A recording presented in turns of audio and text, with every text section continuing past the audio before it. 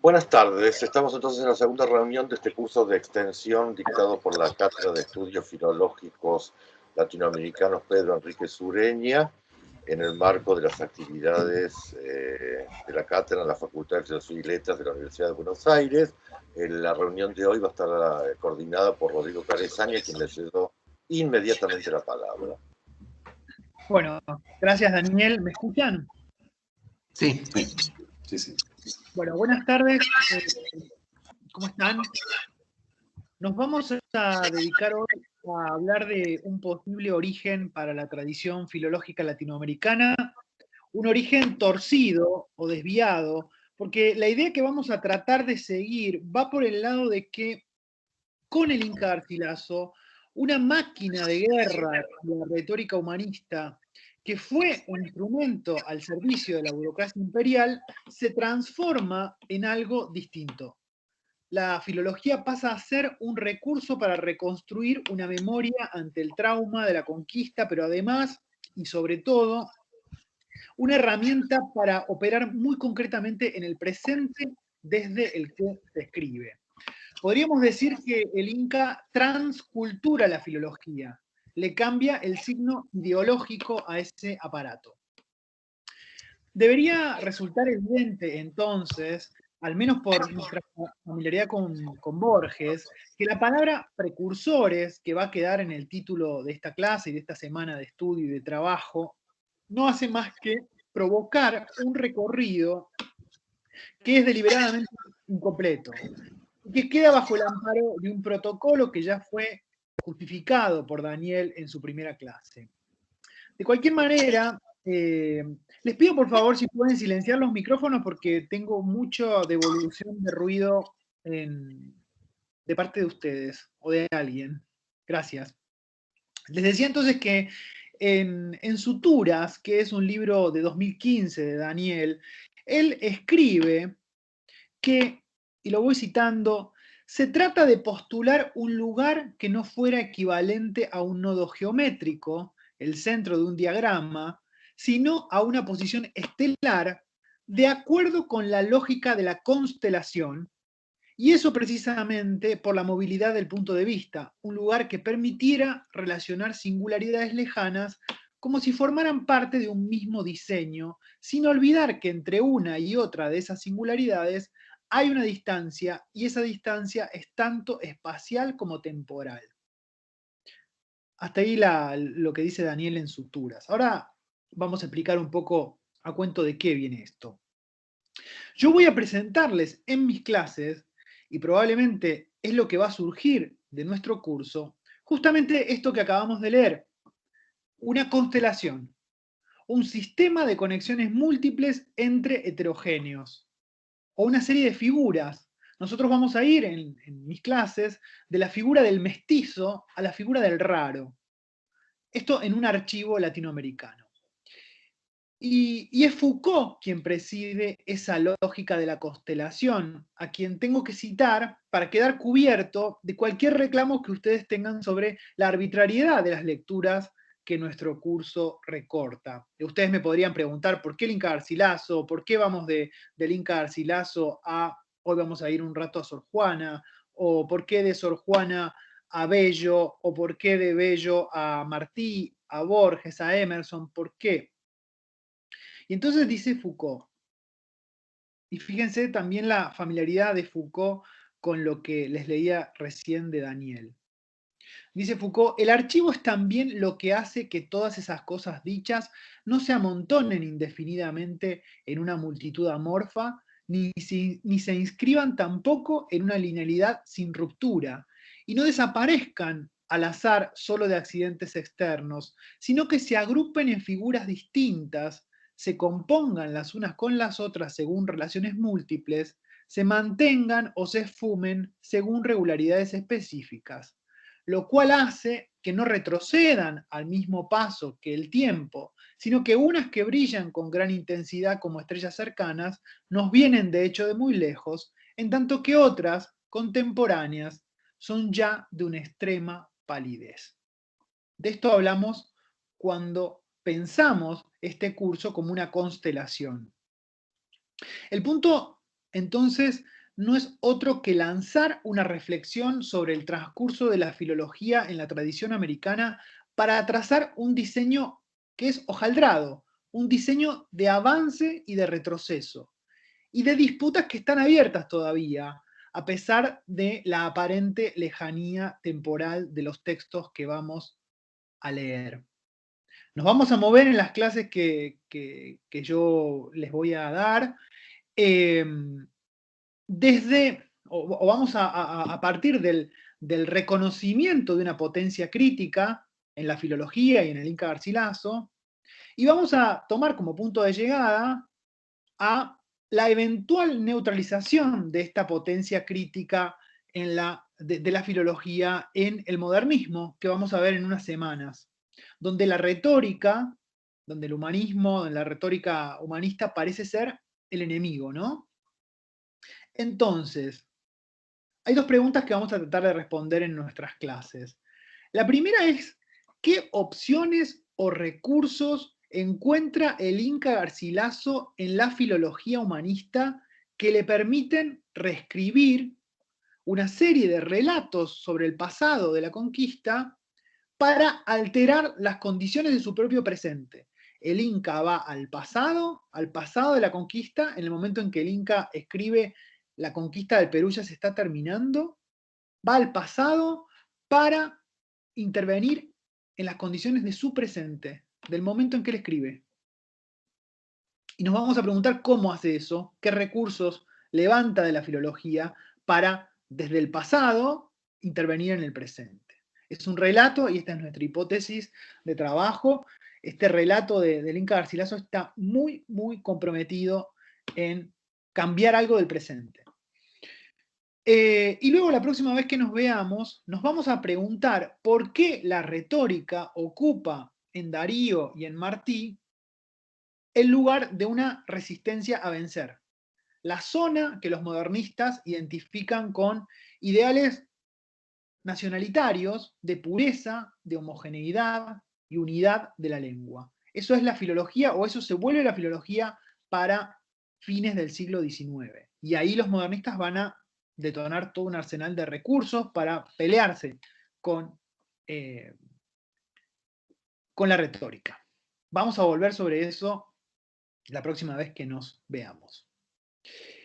La relevancia del Inca Garcilaso de la Vega en este diseño en constelación que traemos en el curso se percibe claramente, si recordamos con Daniel, que, y acá estoy como glosando la clase pasada, lo que él dijo la clase pasada y lo que tienen en el documento que él colgó en Edmodo. Daniel dice que la filología acompañó el itinerario de la integración operativa de lo disponible y que por ende conviene no olvidar ese rasgo para poder pensar su nuevo alcance político desde cero. ¿Se acuerdan de Said y lo que decía Daniel a partir de Said?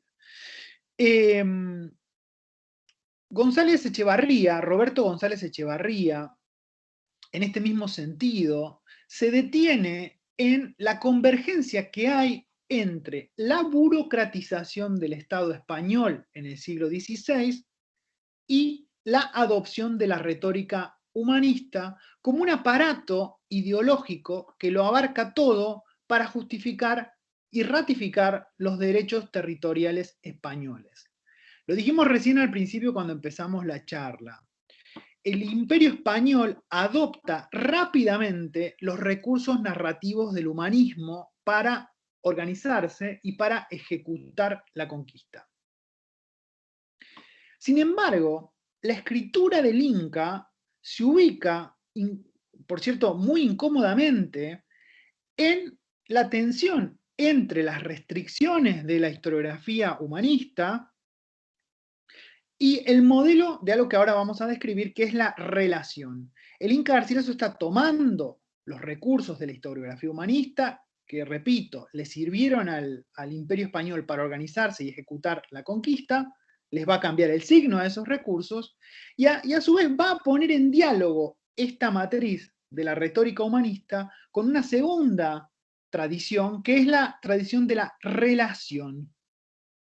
¿Qué son las relaciones en el contexto discursivo? Digo, la relación es un tipo discursivo, ¿sí? ¿Qué son las relaciones en el contexto discursivo del siglo XVI?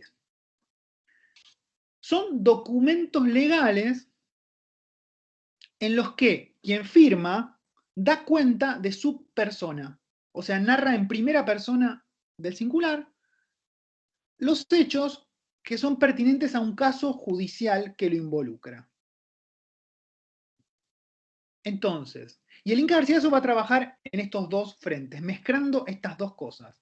La retórica humanista, que fue el arma de constitución del Imperio Español, y una verdad más contingente, un relato más puntual, más contingente de cosas que le pasaron a él y que lo involucraron a su yo, desde la trama de la relación, que repito, es un relato en primera persona del singular, que va de este modo, ¿no? A mí me pasó tal cosa, yo vi tal cosa, yo olí tal otra, yo capté con los sentidos determinadas cuestiones que me involucraron y de las que puedo dar testimonio. Por eso hablamos del modelo de la relación. Estas dos cosas están trabándose y tramándose en la escritura del Inca Garcilaso.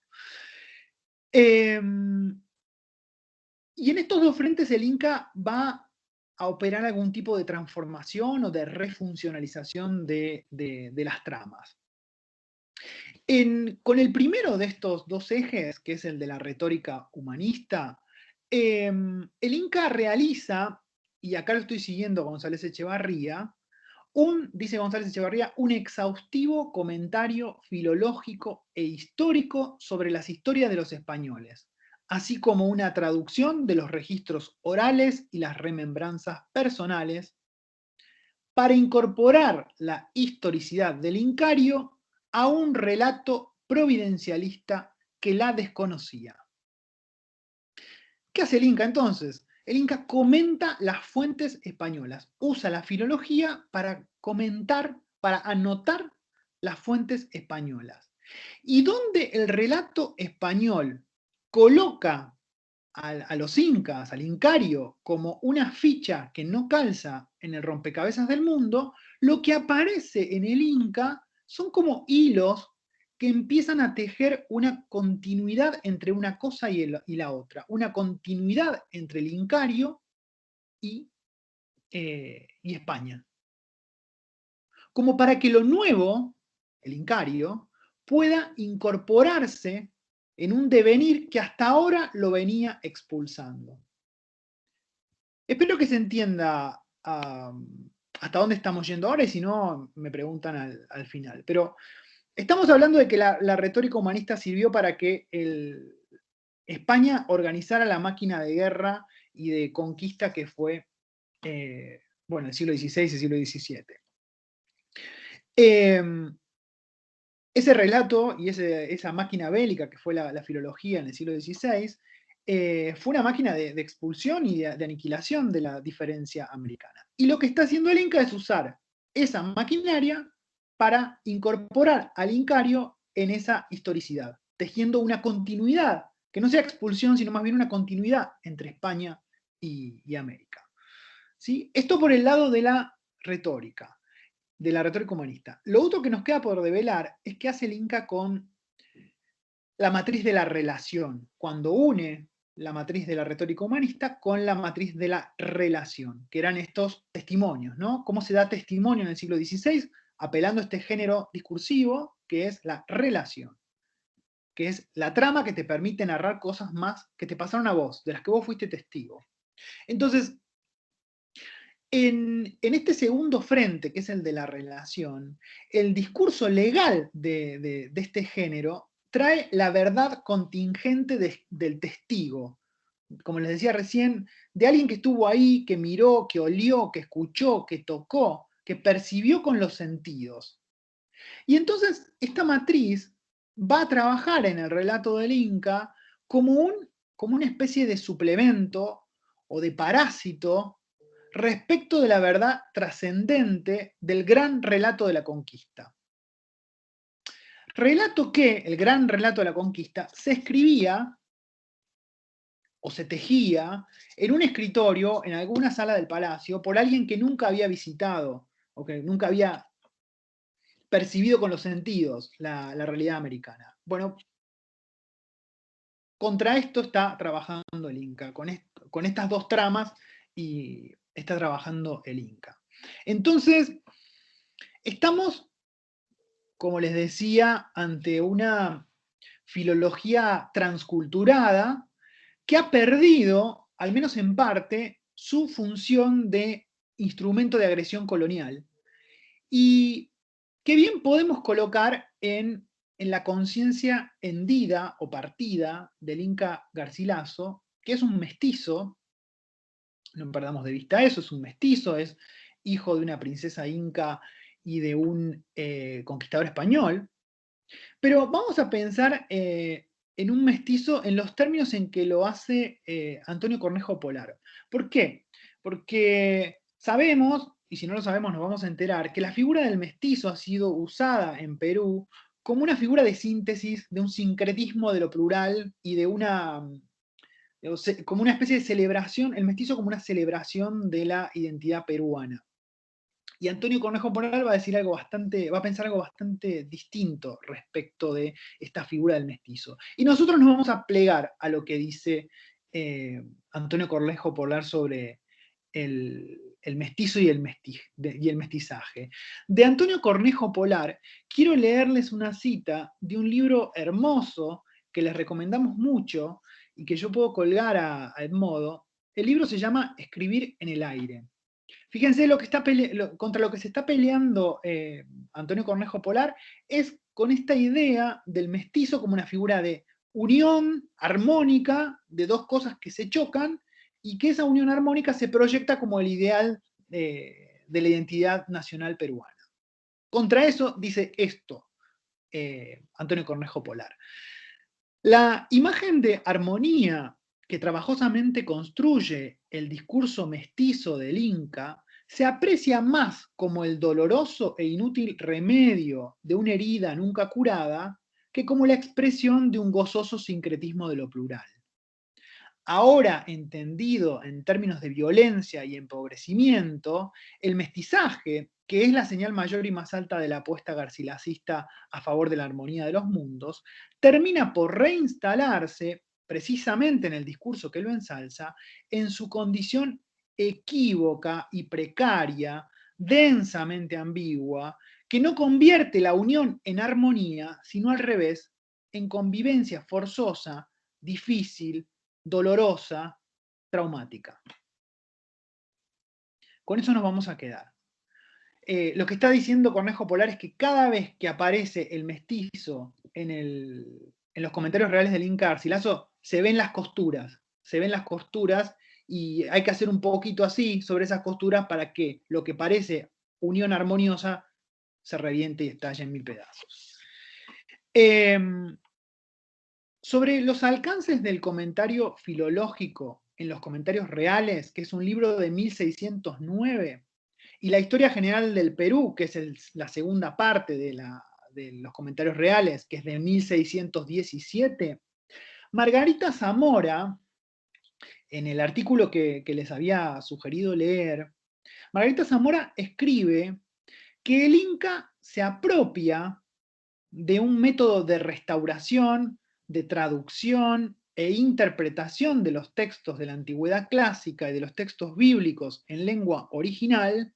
Eso es la filología para Margarita Zamora, un método de restitución, de restauración de los textos bíblicos. ¿Sí? En eso está pensando Margarita Zamora cuando habla de filología. Bueno, dice Margarita que el Inca Garcilaso se apropia de ese método y lo usa para proponer una reinterpretación de la versión española de la historia de los incas. Son tantos genitivos que uno se termina embrollando un poco, pero básicamente es lo que venimos diciendo.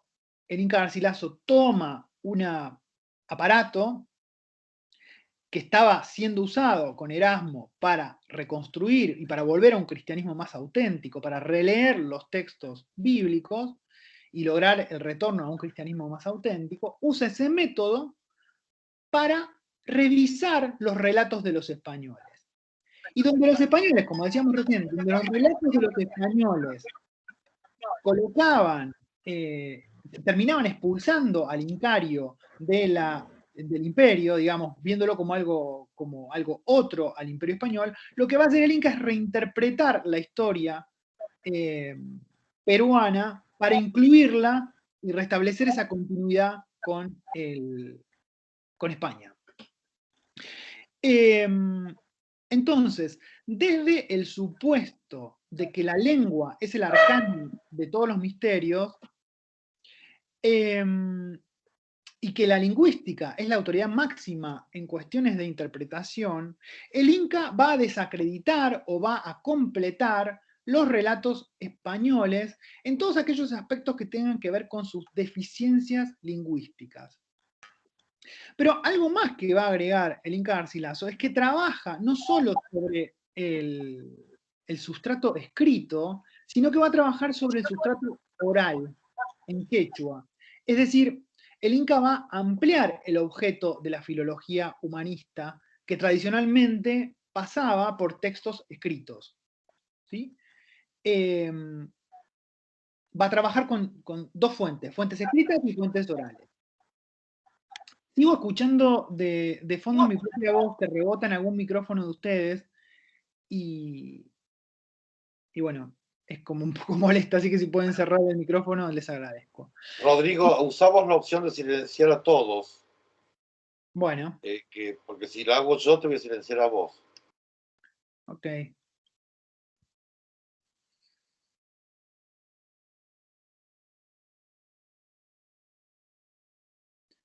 Sí, lo que pasa es que como estoy usándola desde el navegador no me da la opción de silenciarlos a todos. Fíjense ustedes de silenciar los micrófonos. Bueno, en todo caso, esta nueva interpretación de la que habla Zamora, una nueva interpretación del lugar que tiene el incario en la historia española, le va a dar a los incas un papel privilegiado en la historia universal, porque se va a desprender del relato del inca que el mérito de los incas es haber preparado a los indios del Perú para que llegue el cristianismo. En este sentido, según Zamora, nosotros no estamos exactamente igual que Zamora, no nos vamos a quedar ahí.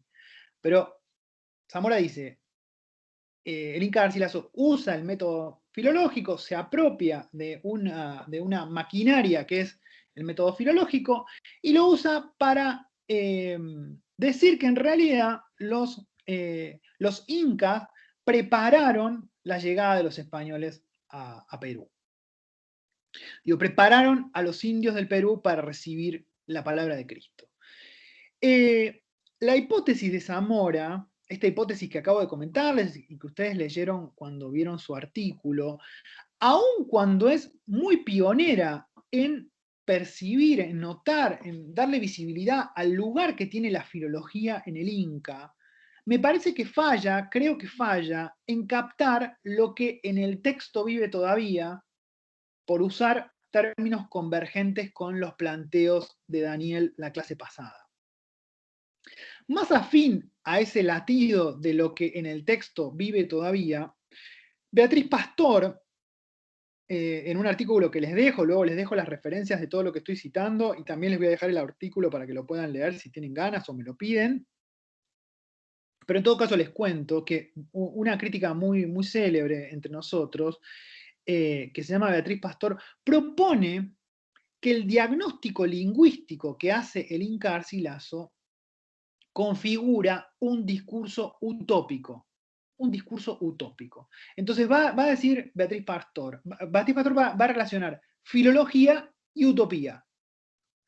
Y dice que la utopía en el relato del Inca no se retira sobre el pasado, a la manera de lo que se conoce como la utopía andina. Digo, el el relato del Inca Garcilaso ha sido leído desde la trama de la utopía andina. ¿Qué quiere decir la utopía andina? Leer al Inca Garcilaso, o leer en el Inca Garcilaso un relato nostálgico, el deseo de volver a un estadio previo a la llegada de los españoles a América, a una restitución de los privilegios de los incas y del incario tal como estaba antes de que llegaran los españoles. Eso es la utopía andina. Y Beatriz Pastor dice, en el Inca Garcilaso hay una utopía, pero no es esta. No es el deseo de retornar a un estadio previo a la llegada de los españoles, para nada. Sino que la utopía del Inca se proyecta al presente y se proyecta al futuro. No es una utopía retrospectiva, sino que es una utopía prospectiva.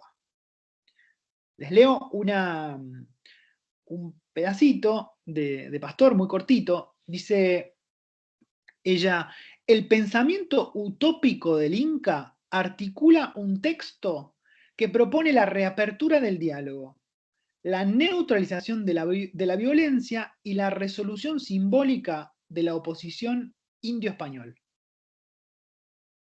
Espero que se comprenda que estamos relacionando la filología en el Inca no tanto con el rescate de una memoria muerta, sino con una intervención política en el presente. Estamos conectando filología con utopía, con un camino para la conquista que la podría haber transformado,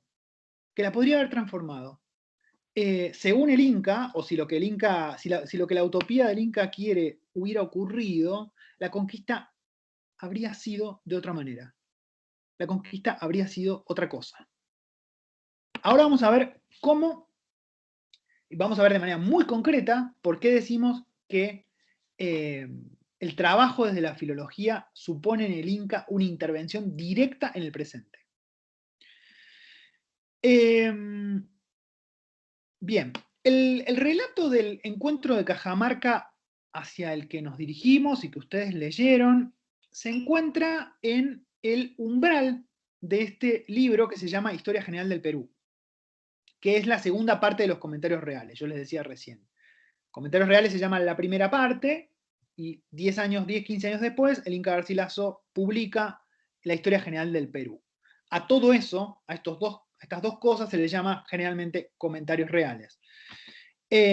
Ahora, quiero meterme por un ratito y por un momentito en la primera parte de esta obra, en los comentarios reales propiamente dicho, y llevarlos a ese libro que ustedes no leyeron, que por ahí sí lean más adelante o en algún momento, para mostrarles cómo bien temprano en su proyecto, uno diría, el día mismo que el Inca Garcilaso se sienta a escribir esta obra sobre la que va a estar trabajando durante más de 2 décadas, digo, el tomo 1 y el tomo 2, bueno, el mismo día en que el Inca Garcilaso se pone a escribir,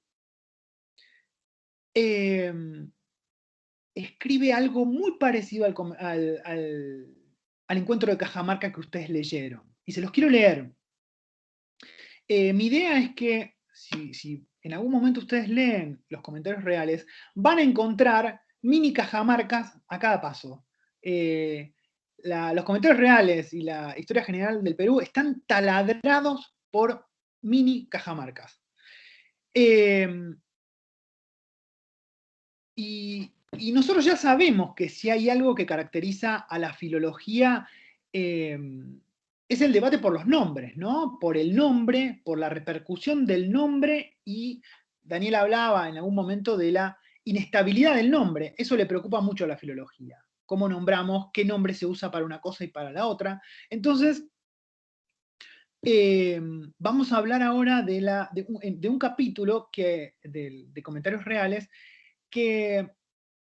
al que el Inca le pone el título de la deducción del nombre Perú. ¿De dónde viene el nombre Perú? Y entonces, y esto está muy al principio de comentarios reales, y cuando el Inca se pone a debatir el origen del nombre Perú, otra vez hay como una anticipación del relato de Cajamarca.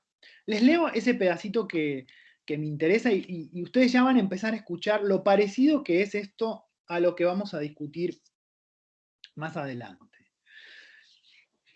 Insisto, el Inca está volviendo al nombre Perú. Sepan lo importante que es esto. Digo, es como, vamos a hablar del Perú y empezamos a hablar de la provincia donde está el imperio.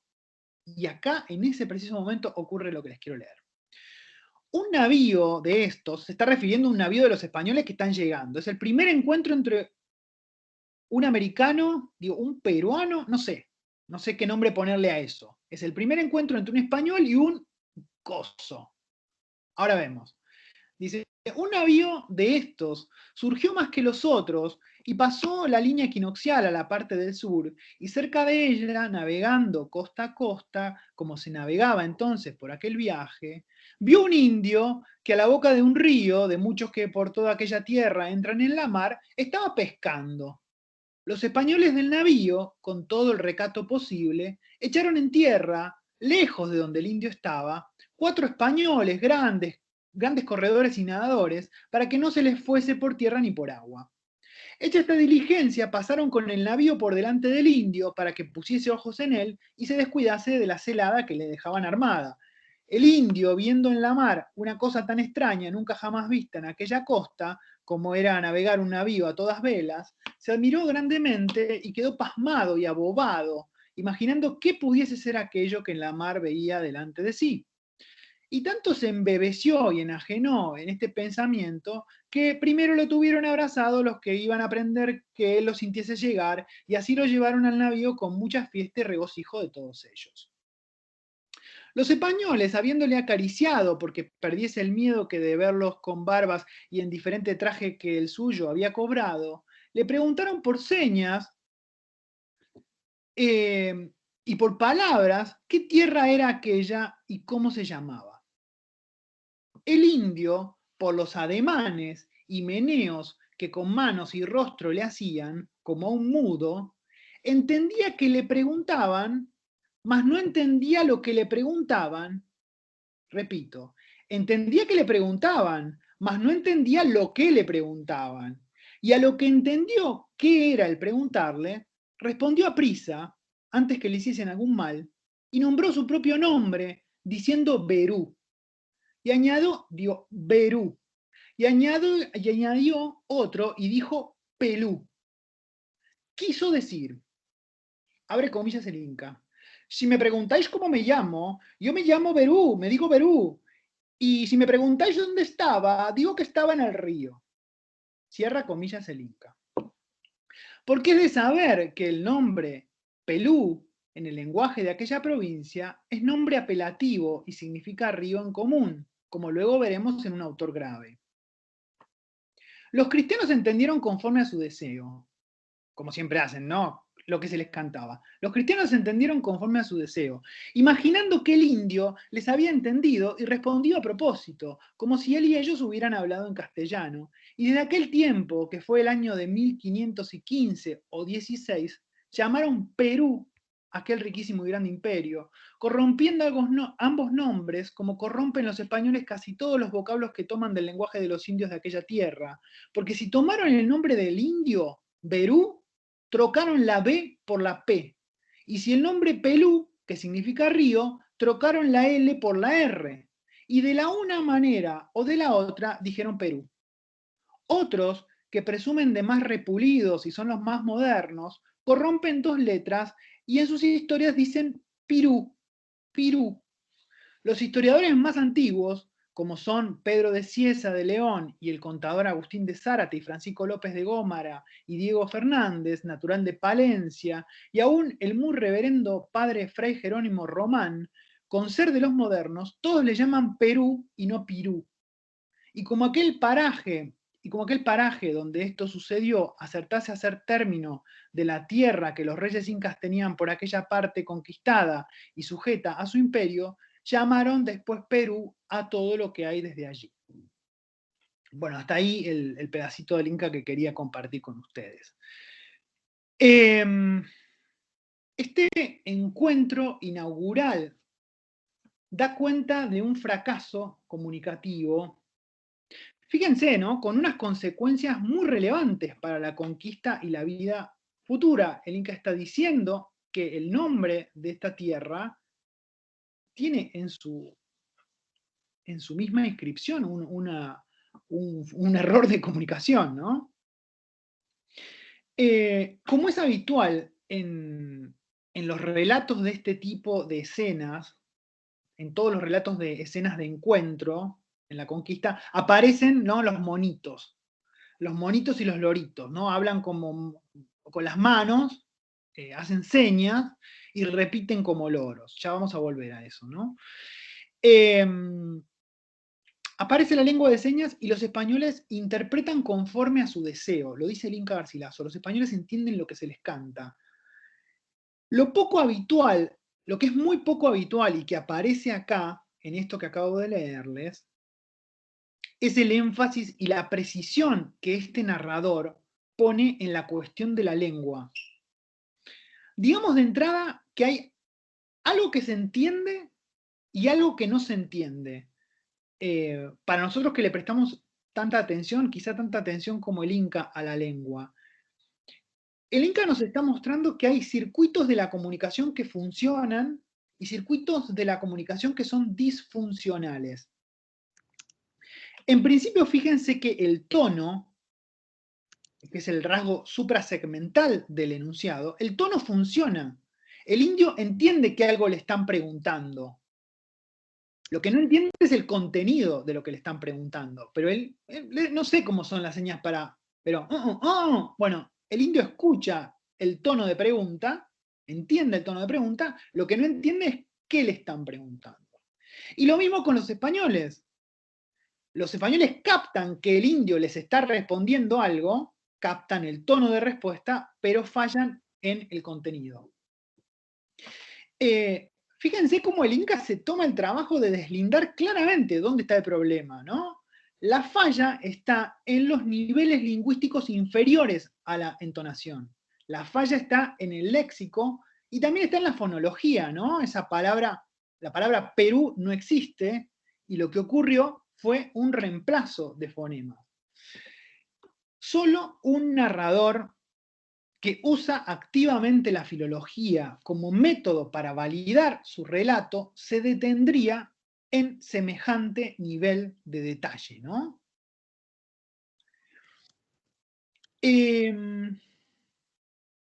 Digo, un licenciadito en letras leyendo la conquista en el siglo XVI y diciendo que todos los problemas, una y otra vez, ¿no? Todos los problemas pasan por haber pronunciado mal una consonante. Y de ahí la debacle. Otra cuestión fundamental es que este relato inicial de un fracaso comunicativo, lo que acabamos de leer recién, sirve de disparador, le sirve al Inca de disparador para recorrer y evaluar todo un archivo americano, o al menos todo un archivo peruano. Fíjense que a partir de esta anécdota, una vez que desglosa el Inca lingüísticamente qué pasó en esa escena, lo que va a hacer el Inca es hacer un cotejo de las fuentes que va desde los cronistas más prestigiosos, como Blas Valera, a los cronistas más desprestigiados de la conquista, a Gómara. ¿Sí? Él dice, bueno, tal tipo reproduce el problema así y así, tal versión de este primer encuentro reproduce tal y cual cosa, ¿no? El trabajo con Valera, quien reaparece en la escena que ustedes tenían que leer para hoy, el trabajo con Valera como fuente de los comentarios, nos tiene que llamar mucho la atención, ¿no? Los papeles rotos de Valera, que es un fraile mestizo y bilingüe al que el Inca Garcilaso adora, son la prolongación escrituraria, en escritura, del fracaso oral en la escena de encuentro. En cierto sentido, a ver, en ambos casos, en el origen del problema comunicativo, hay un texto oral o un texto escrito que se perdió, que se rompió o que se pervirtió por algún tipo de violencia colonial. Y el narrador, cada vez que se enfrente en estas escenas a un texto oral o escrito que esté roto, lo que va a hacer, con el auxilio de la filología, es restaurar los originales que se perdieron o que se corrompieron, y los va a traducir tanto del quechua al español como del latín al español. En todo caso, notemos en este punto cómo el método filológico aplicado al encuentro y aplicado al nombre Perú le va a servir al Inca Garcilaso para establecer una gradación de las fuentes, ¿sí? Yo soy un licenciadito en letras, me pongo a leer el relato de Gómara, el relato del padre no sé cuánto, del soldado no sé cuánto, y como licenciadito en letras voy viendo qué palabras dicen mal, qué palabras dicen bien, en dónde se equivocan, y uso los errores lingüísticos en cada relato para ponerlos en gradarlos, armar una grilla, ¿no? Y decir, bueno, este se equivoca, por ejemplo, el Inca es muy sistemático con esto, ¿no? La tiene contra un cronista soldado, por ejemplo, que es el que ha sostenido la tesis de la idolatría de los incas. Entonces dice, bueno, este cronista soldado, el que sostiene la tesis de la idolatría de los incas, digo que tenía muchos dioses. Los incas ven dioses por todos lados.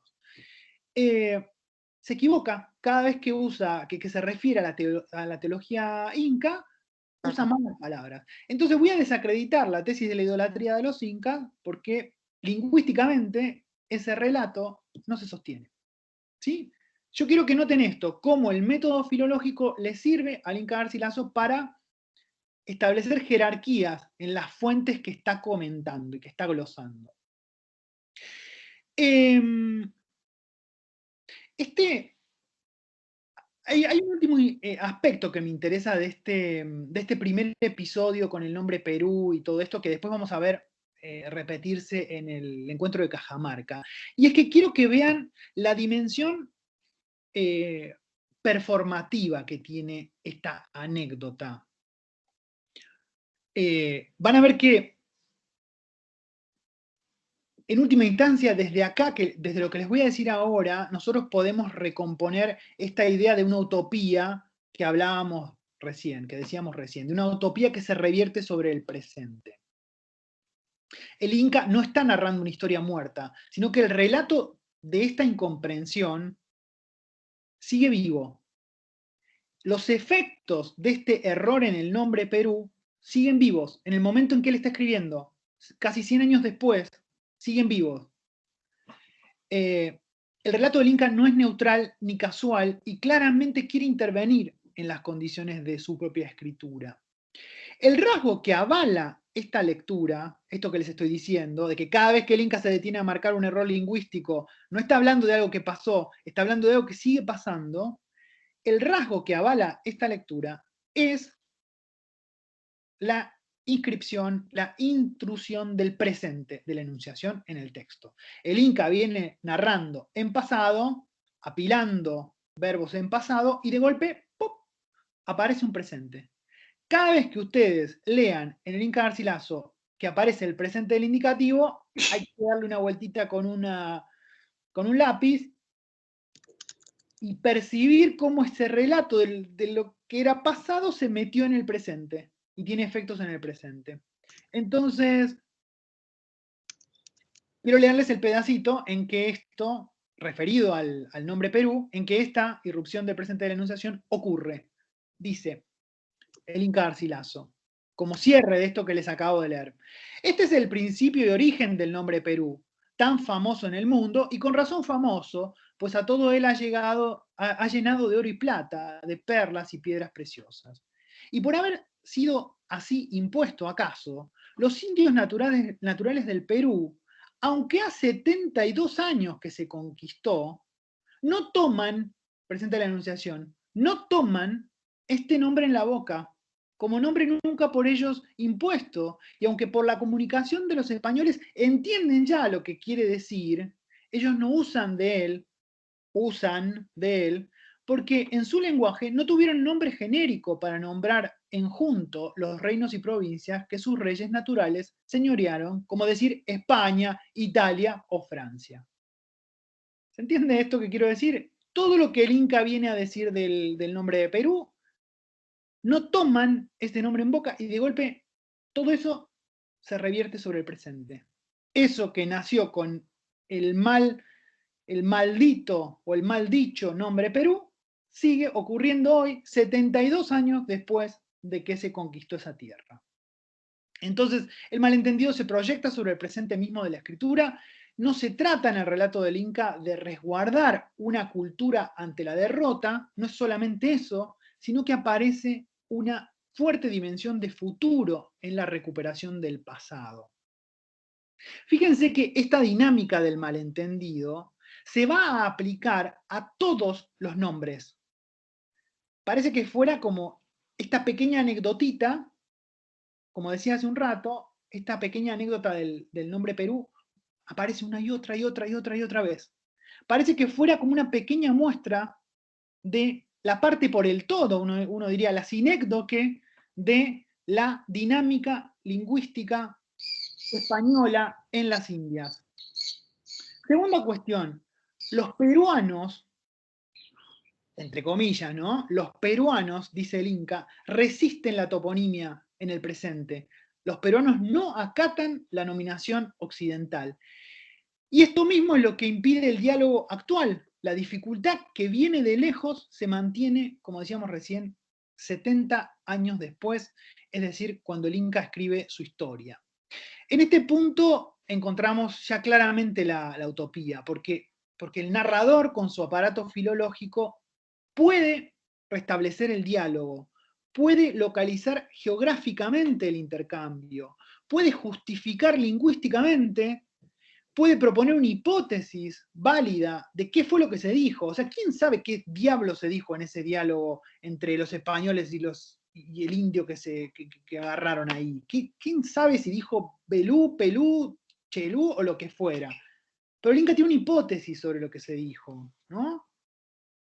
Fíjense que el narrador va a la escena, obviamente ficcionalmente va a la escena, se mete y se manda a escuchar, va a escuchar algo que nunca ningún historiador pudo haber escuchado, se va, se traslada imaginariamente al primer encuentro entre un español y un peruano, y escucha al indio balbucear, ¿no? El licenciado en letras escucha al indio así temblando, balbucear, Berú, Pelú, e inmediatamente traduce, repone todo lo que se perdió, subsana, si bien tardíamente, retrospectivamente, el error.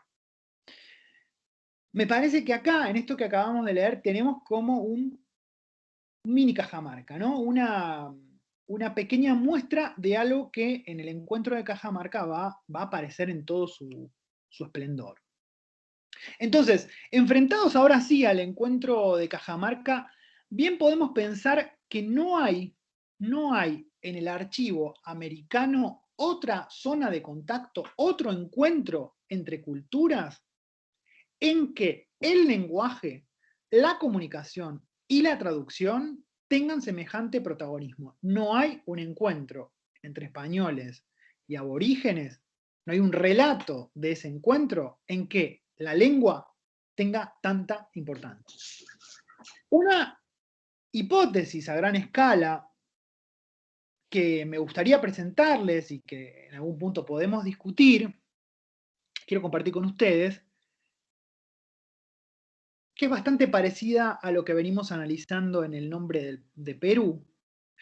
Y mi idea es que el texto del Inca cuenta o es el relato de una incomunicación.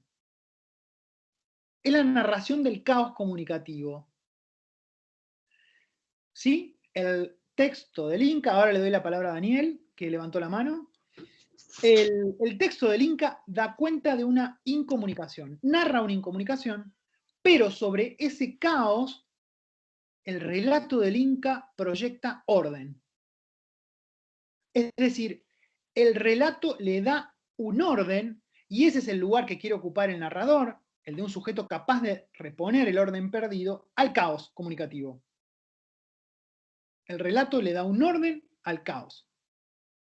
El Inca reescribe un relato sobre el malentendido, y donde los demás relatos se quedan en el malentendido, el relato del Inca va a señalar las causas del malentendido, va a reponer intenciones, va a corregir los parlamentos y va a marcar con gran detalle qué sentidos se alteraron y cómo se alteraron esos sentidos. Daniel, ¿estás ahí? Sí, no es una intervención, sino más bien una pregunta que quería Sí. hacer, porque vos decís, lo que hablabas esto del malentendido, me gusta mucho la designación, retomando un poco lo que decíamos la vez pasada a propósito de Hegel, desde esa perspectiva, América es un malentendido, ¿no? Eh, pero sobre todo lo que te quería preguntar es, ese malentendido está también en Colón. Entonces, ¿no? Es decir, en toda la cosa de Caribe, Caníbal, Calibán, etcétera, y la cuestión gestual, en fin, todo esto de lo que vos hablaste. Entonces, lo que yo te quería preguntar, ¿no será tal vez que en Garcilaso tenemos ese primer momento de conciencia del malentendido, ¿no? Ese malentendido viene desde el primer contacto, diríamos, y Garcilaso es el primero que se da cuenta del impacto, de la consecuencia y del alcance de ese malentendido. El malentendido, o sea, es casi, diríamos, ya en la posición existencialista, ¿no? Garcilaso es como un Camus, avant la lettre, para seguir con la lengua a la que tanto le debemos, en la medida en que es capaz de notar los efectos de existencia que el malentendido tiene. Esa Sí, pregunta te quería hacer. sí, no, estoy plenamente de acuerdo y me parece que va por ahí. Sí, sí. Digo, no, eh, uno casi, leyendo otras crónicas, estoy pensando en Álvar Núñez Cabeza de Vaca, otros cronistas españoles contemporáneos y anteriores a Garcilaso, las escenas de malentendido y de mala escucha son recurrentes, pero la conciencia que hay en el Inca Garcilaso es como fundante, tal como vos decís. ¿Sí? Igual aprovecho ya que interrumpí para decirte, porque claro, ellos no leen el chat, desde acá en adelante vas a tener que actuar los textos hablados en español como lo hiciste hace un rato, ¿no? O sea Claro, que claro. esperamos los siguientes entremeses de Rodrigo Carezani.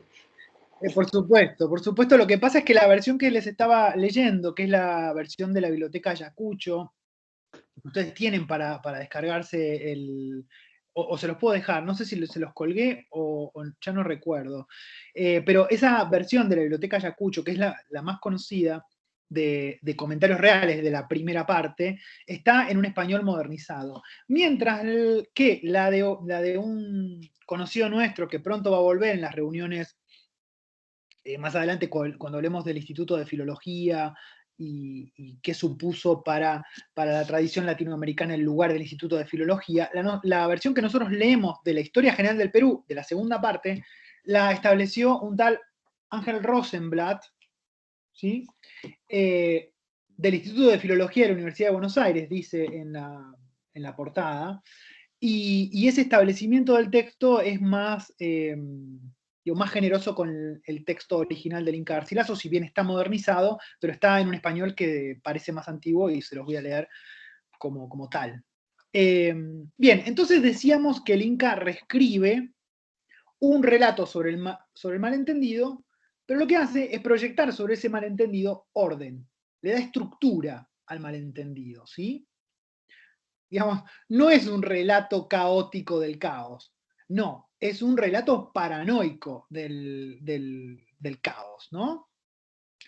Bien, entonces, en el encuentro de Cajamarca, el Inca va a trenzar dos voces que tienen buenas intenciones. ¿Sí? Hoy releía el texto y veía como, otra vez volvía a mi cabeza el esfuerzo que el Inca hace para no juzgar, ¿no? A un bando o al otro. Los dos tienen buenas intenciones. Pero lo que ocurre es que no sintonizan esos bandos porque falla la traducción. ¿Ok? Eso es lo que leímos, lo que todos vimos en la superficie más inmediata del relato del Inca Garcilaso. Ahora, lo que quizá no percibimos es que la manera de torcer esa mala traducción para el Inca Garcilaso es reescribiendo el diálogo. Ahora les explico por qué digo que el Inca Garcilaso reescribe el diálogo. Recomponer todo lo que la traducción dijo de menos o dijo mal. Eso es lo que va a hacer el Inca. Claramente, dada la omnipotencia del lenguaje que sostiene esta versión, yo siempre les digo, es el licenciadito en letras que cree que con el lenguaje solucionamos todo.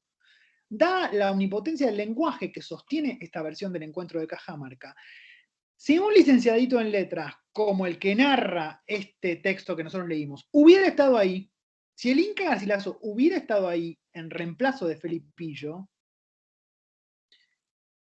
el desastre no habría ocurrido. La versión que nos presenta el Inca es una versión, por cierto, muy idealizante del encuentro de Cajamarca. Es una versión hiperordenada. Traten de pensar cómo, no sé si le prestaron atención, pero están esos subtitulitos, ¿no? Cortando en bloques el relato, ¿no? Y fíjense que el Inca le dedica a cada intervención le corresponde, hay una intervención, corte subtitulito y hay otra intervención. Hay un parlamento, corte capítulo, la réplica del parlamento. Fíjense además que cada parlamento del diálogo está contenido en la unidad del capítulo. Digo, hay un capítulo para el parlamento de Valverde, uno para los errores de la traducción, uno para el parlamento de Atahualpa. Por eso digo que el ideal de orden del humanismo está presidiendo la narración del Inca Garcilaso, ¿no? La otra cosa que les aseguro que nos tiene que llamar la atención, digo, se los puedo asegurar porque yo leí varias crónicas de Indias, por ahí ustedes no leyeron otros relatos contemporáneos al del Inca, pero algo que nos tiene que llamar mucho la atención es que el narrador escucha a ambos lados. Este relato, a quien ha leído 2 o 3 o 4 o 5 o 10 crónicas de la conquista, quien lee esto recibe como un relato extraño porque el narrador escucha de los dos lados y ninguna de las partes se percibe desde la otredad, ¿sí? Esto es realmente inédito para lo que solemos encontrar en las crónicas de India. Nadie o casi nadie puede ocupar este lugar a ambos lados del mostrador, ¿no? Siempre aparece una jerarquía muy marcada entre las voces y entre las lenguas. Quien escribe de uno de los dos lados y realmente el otro lado queda desdibujado, perdido o maltratado de alguna manera. Y el Inca, el narrador, vamos a decir, el narrador de este encuentro de Cajamarca, puede escuchar de un lado, puede escuchar del otro. Y eso es realmente llamativo. Decíamos recién que este es un relato hiperordenado del caos. Bueno, ¿cómo lo hace? ¿Cómo lo ordena? Hablamos recién de los capítulos, cortar en párrafos la cosa para que un parlamento quede acá, la respuesta quede acá, los errores que hubo entre una cosa y la otra queden en otro capítulo, súper ordenadito. Otra de las claves para reponer ese orden es la perspectiva filológica aplicada a las fuentes. No sé si se detuvieron en notar la vastedad de fuentes que puede recorrer este narrador.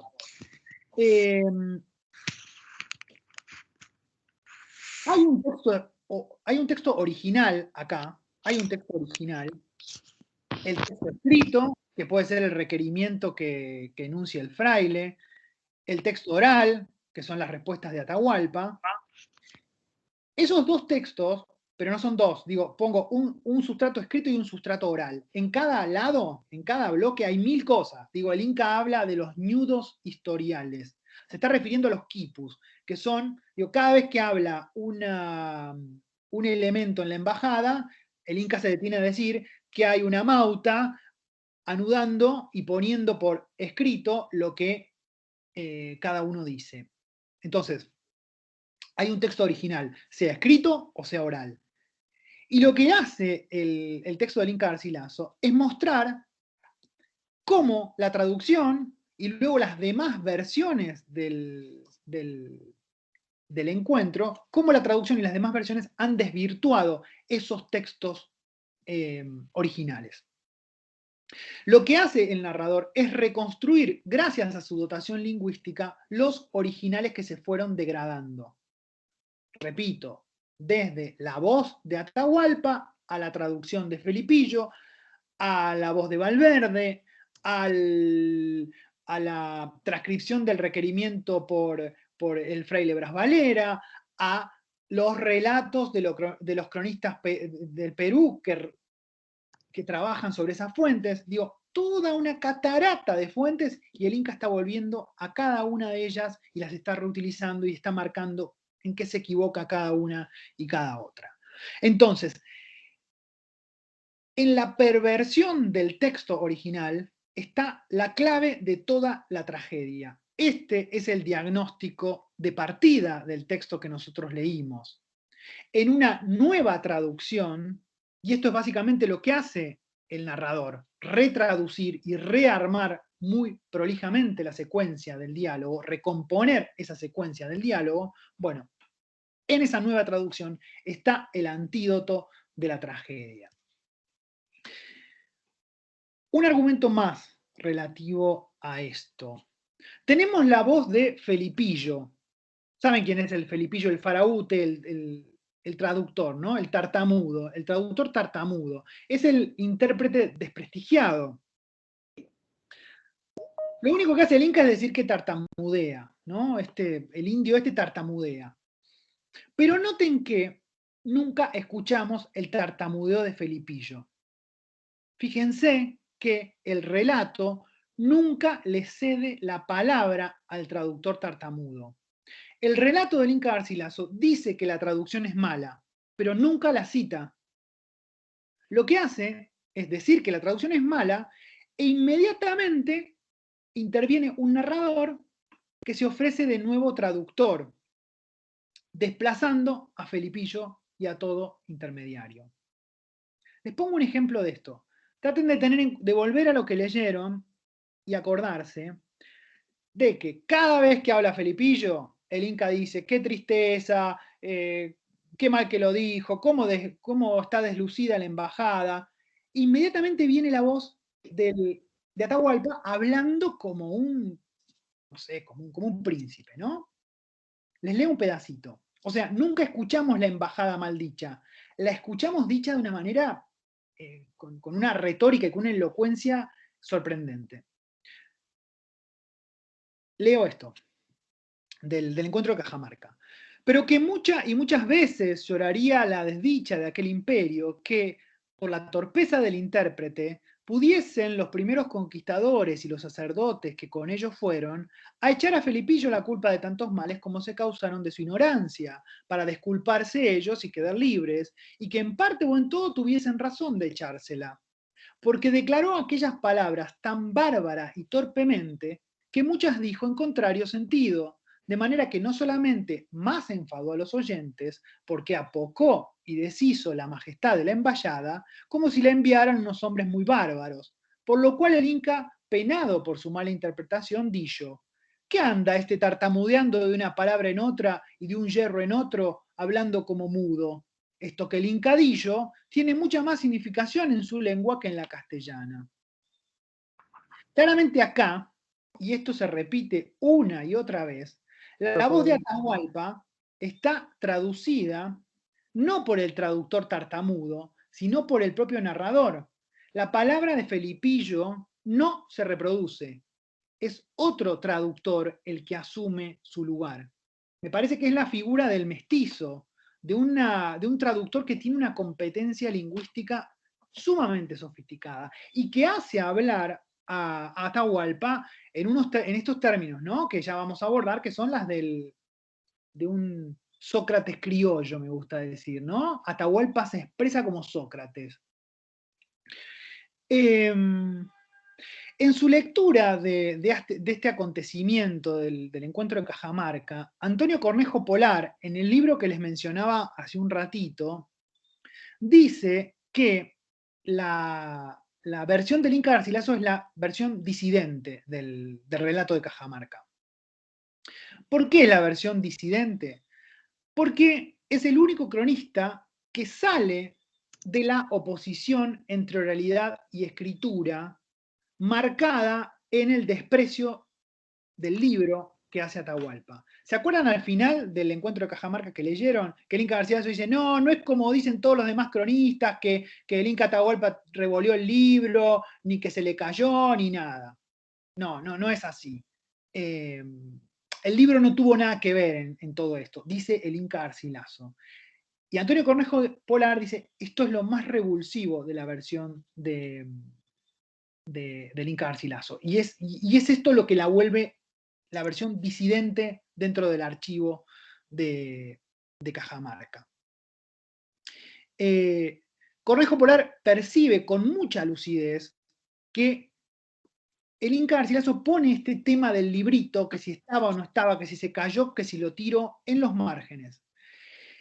Y dice que la cuidadosa armazón historiográfica del Inca está al servicio de una muy precisa interpretación de los acontecimientos de Cajamarca como parte del cumplimiento de un designio divino, la evangelización de las Indias.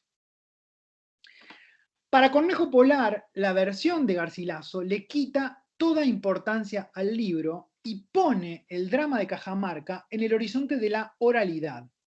Dice, y aunque esto les pueda sonar medio embrollado, ahora vamos a volver sobre la cuestión.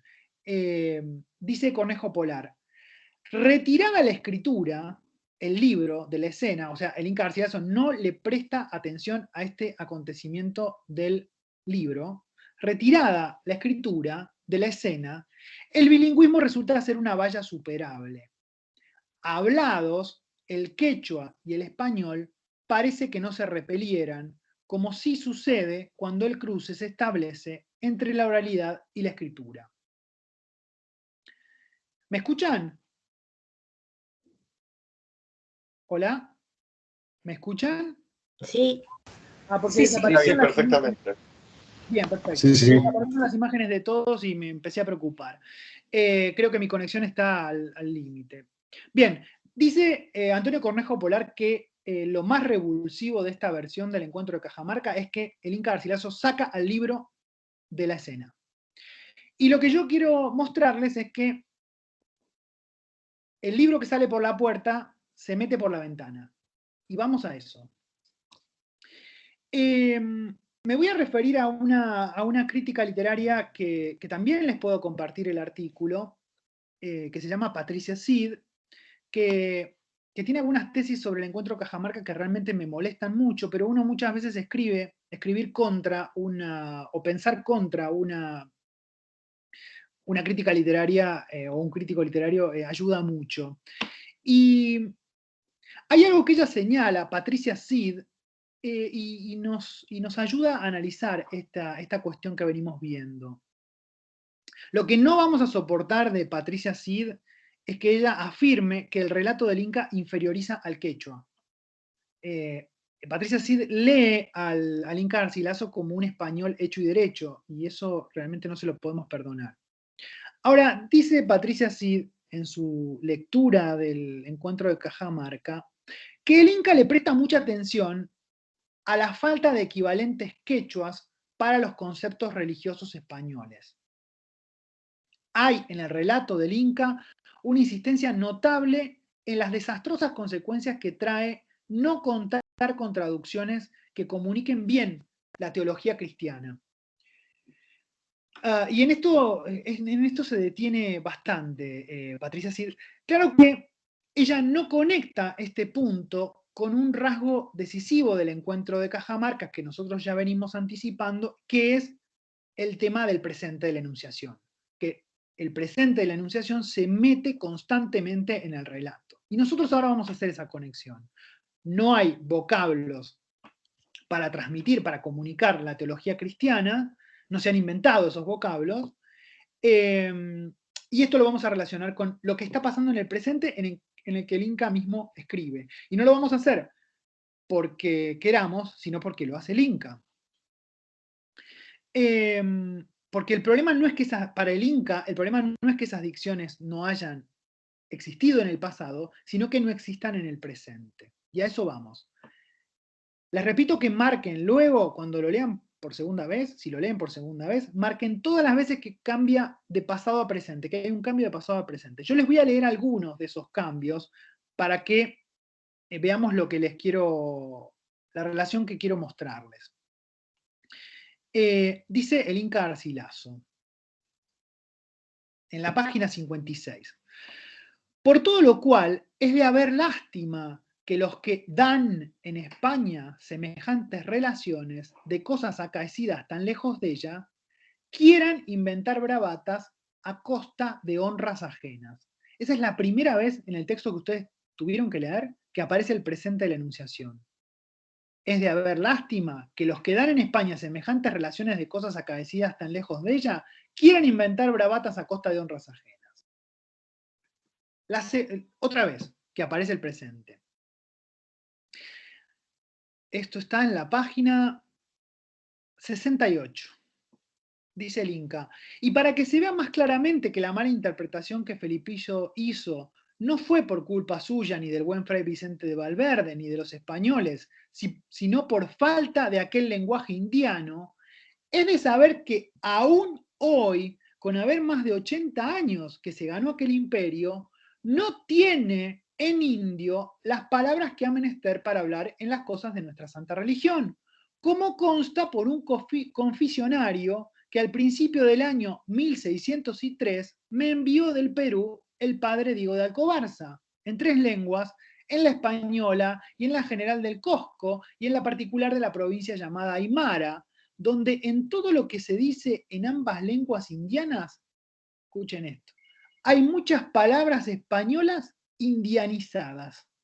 Esto es lo que hacen los españoles cuando quieren traducir.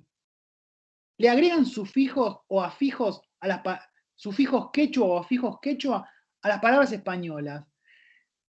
Cristiano Bastizas Casucanchi, o sea, ¿eres cristiano bautizado? Lo único que hacen los españoles es agregarle un sufijo a la palabra. No, lo hicieron en el pasado y lo siguen haciendo hoy, cuando entregan esos libritos que se llaman confesionarios, que son básicamente los libritos para transmitir la fe a los indios. Sobre todo y especialmente son instrucciones para que los indios confiesen sus pecados. Eso es un confesionario. Y están mal traducidos según el Inca. Fíjense cómo termina el capitulito que el Inca le dedica a la traducción. Es como el puñetazo, el knockout con que termina el capitulito donde el Inca detalla los errores que se cometieron en la traducción de la embajada. Dice, pues si esto pasa hoy en los indios enseñados en la fe y diestros en la lengua española, ¿qué haría en aquel que ignorara lo uno y lo otro? O sea, en aquel momento ignoraban la lengua, ignoraban la religión. Hoy esa ignorancia sigue viva.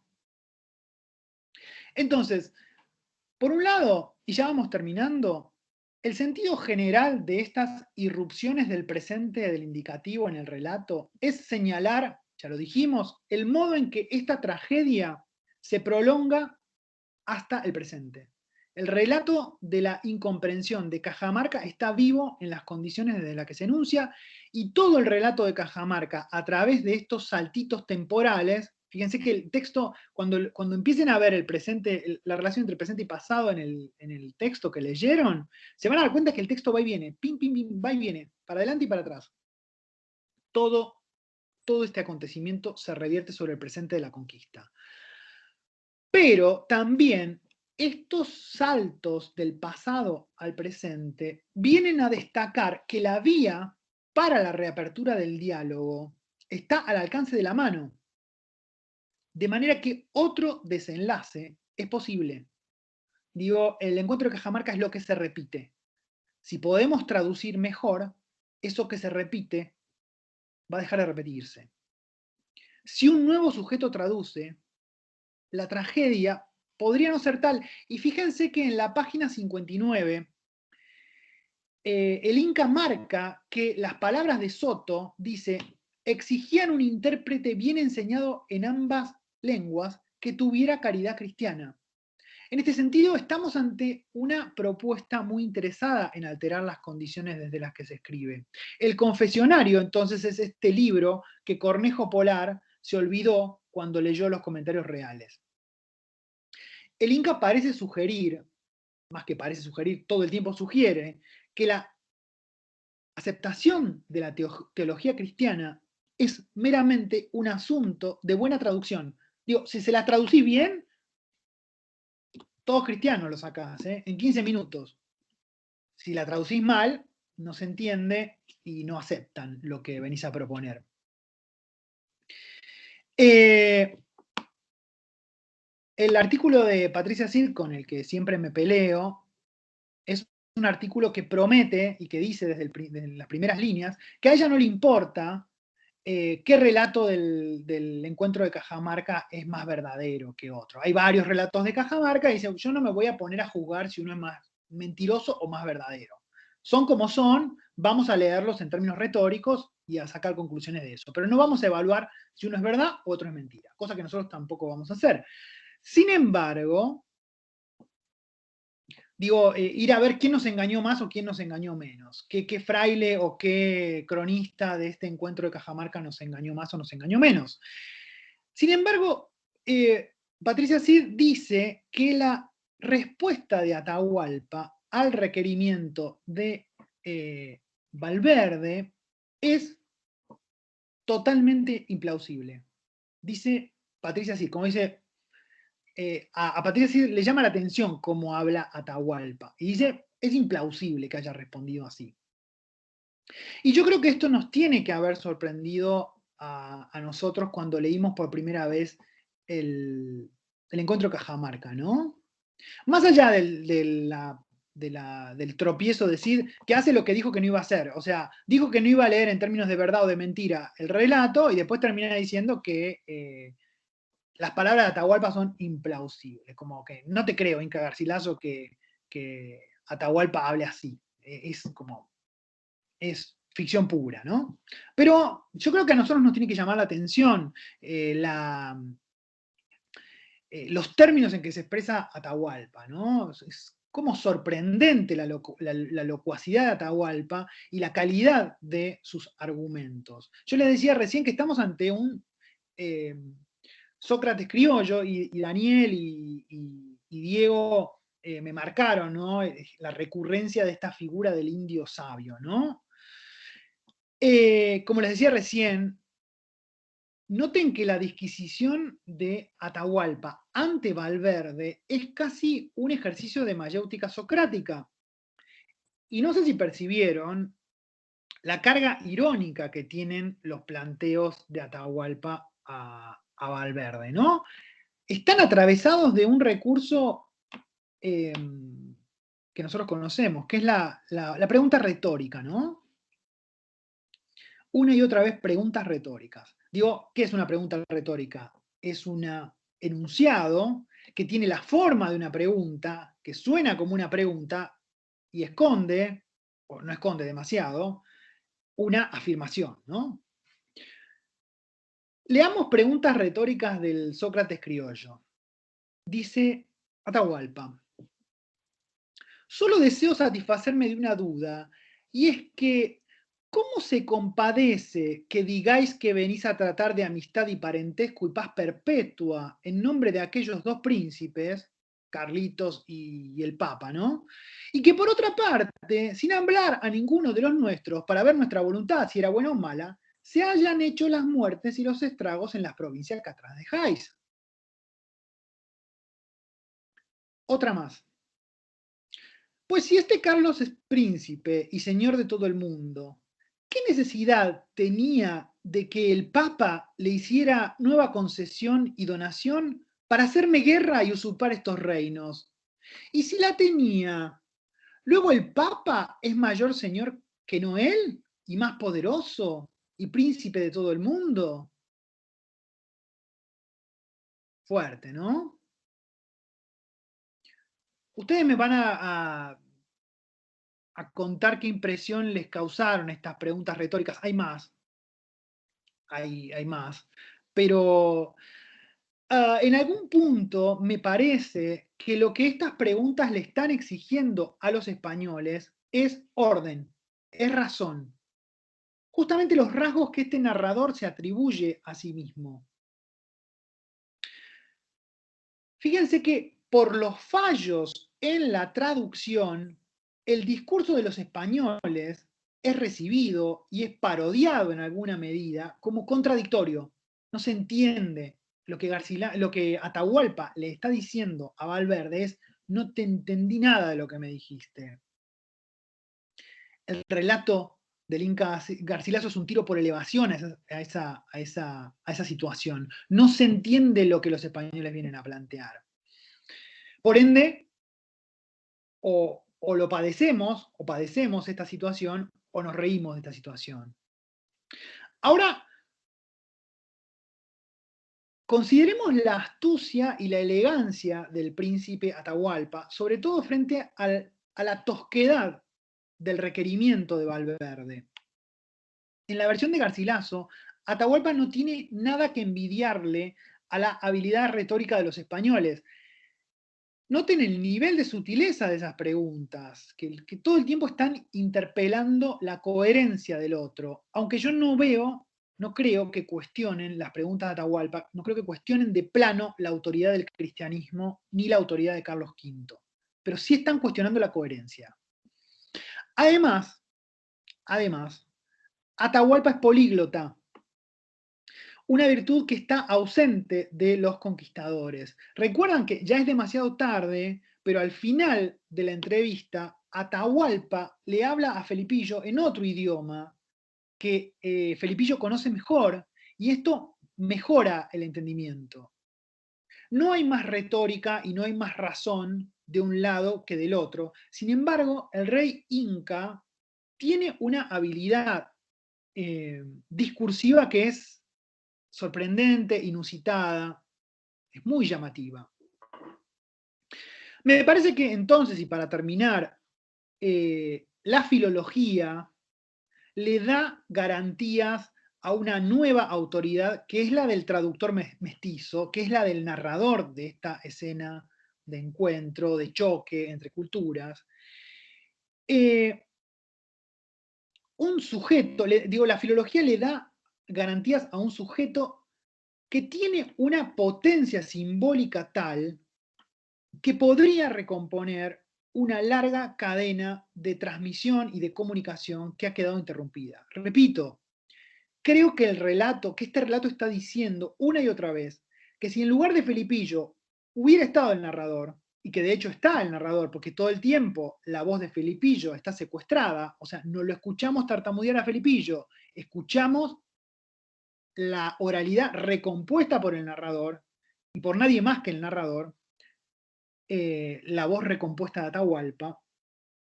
Digo, este narrador con una potencia simbólica que desde ese lugar, desde la reconstrucción de la palabra pervertida o degradada con la filología, puede cambiar la historia. Esa autoridad abre el diálogo en pie de igualdad entre los dos legados. Desde esa autoridad, por eso hablábamos de utopía hace un rato, desde esa autoridad se puede dar un diálogo, se podría dar un diálogo, es lo que está diciendo el texto de Garcilaso, entre dos legados. Como coda de la clase, y ya me callo, y como para que esto de los precursores no quede en una cosa de hombres, quiero decir dos palabras sobre nuestra filóloga o filóloga barroca, Sor Juana Inés de la Cruz. Porque el pensamiento filológico americano se va a mantener vivo aún en condiciones que podrían resultarle adversas. Digo, me parece que el pensamiento filológico lo encontramos funcionando de manera solapada, por ejemplo, a fines del siglo XVII, ya en un horizonte que es de crisis del humanismo. Les quiero leer un pedacito de la respuesta de la poetisa a la muy ilustre Sor Filotea de la Cruz, La respuesta a Sor Filotea de Sor Juana es un texto de 1690, ya estamos al final del siglo XVII, y en ese texto Sor Juana se despacha toda una lección filológica que reconoce como antecedente, único antecedente en América, a los comentarios reales. Y fíjense que la aparición de la filología, en esto que les voy a leer ahora, no es una pavadita, porque Sor Juana va a usar el método filológico como prueba en uno de los alegatos más poderosos en la defensa del derecho de las mujeres a la lectura y el estudio. San Pablo dijo algo en algún momento. ¿Y qué dijo San Pablo? En algún momento, no fue una verdad transhistórica. San Pablo dijo que las mujeres en la iglesia se tenían que callar la boca. Y entonces, el obispo de Puebla, Sor Filotea, un obispo travesti que le escribe a Sor Juana una carta usando la máscara de una mujer, le dice a Sor Juana, San Pablo dijo que las mujeres en la iglesia tienen que cerrar el pico, cállate. Y Sor Juana responde esto, en la respuesta a Sor Filotea. Esto debían considerar los que atados al mulieres in ecclesia taceant, esta es la cita de San Pablo, las mujeres en la iglesia se deben callar. Esto deberían considerar los que atados al mulieres in ecclesia taceant, blasfeman de que las mujeres sepan y enseñen, como que no fuera el mismo apóstol el que dijo bene docentes. De más de que aquella prohibición cayó sobre lo historial que refiere Eusebio, sobre lo historial, era una prohibición que está atada a un contexto histórico preciso, no es universal, estaba atada a un modo de dar la misa, a un momento puntual. Además de que aquella prohibición cayó sobre el historial que refiere Eusebio, y es que en la iglesia primitiva se ponían las mujeres a enseñar las doctrinas unas a otras en los templos, y este rumor confundía cuando predicaban los apóstoles, y por eso se les mandó a callar, como ahora sucede que mientras predica el predicador no se reza en alta voz. No hay duda de que para inteligencia de muchos lugares es menester mucha historia, costumbres, ceremonias, proverbios y aún maneras de hablar de aquellos tiempos en que se escribieron, para saber sobre qué caen y qué aluden y a qué aluden algunas locuciones de las divinas letras.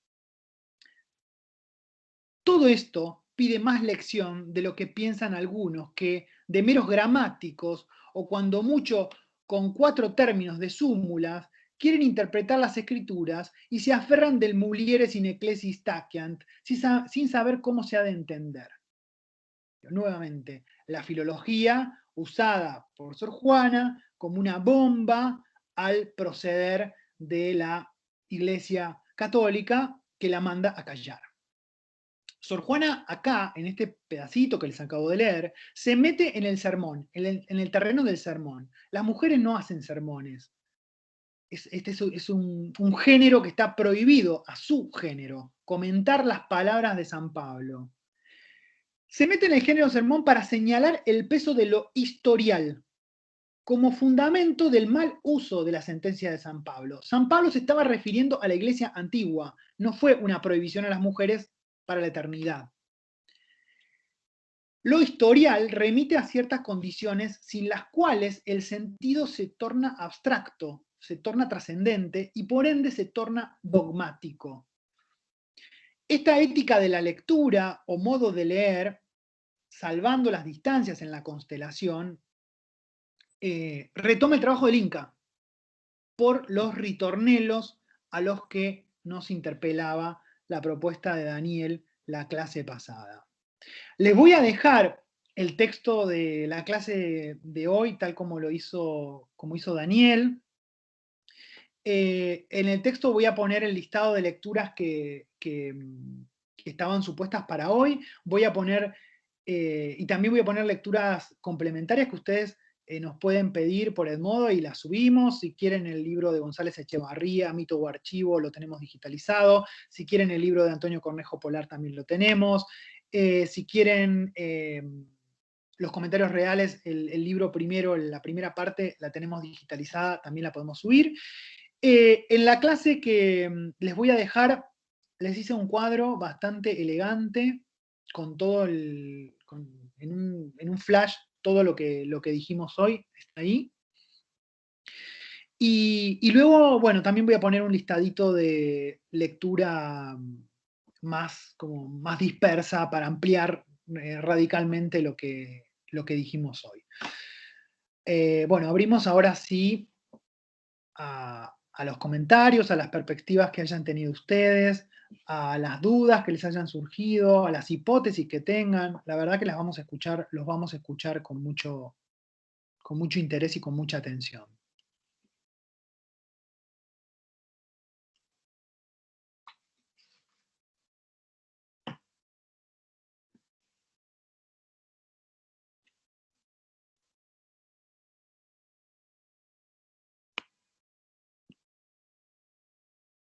Daniel.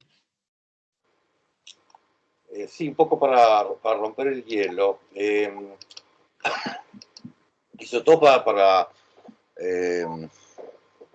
¿cómo se dice? Tomar el guante del desafío que lanzaste, creo que un poco veladamente, pero me parece pertinente explicitarlo en relación con el